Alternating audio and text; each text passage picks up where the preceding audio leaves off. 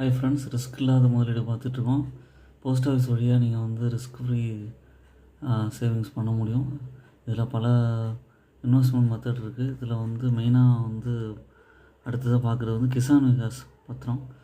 வட்டி விகிதம் வந்து 7.50% தராங்க. குறைந்தபட்ச முதலீடு வந்து 1000 ரூபா. அதிகபட்சமாக வந்து எவ்வளோ வேணாலும் பண்ணலாம். வரி விலக்கு இல்லை. என்எஸ்சி இருக்குது. வட்டி விகிதம் வந்து 7.70% தராங்க. குறைந்தபட்ச முதலீடு வந்து 1000 ரூபா. அதிகபட்ச முதலீடு வந்து எந்த ரெஸ்ட்ரிக்ஷனும் இல்லை. வரி விலக்கு இல்லை.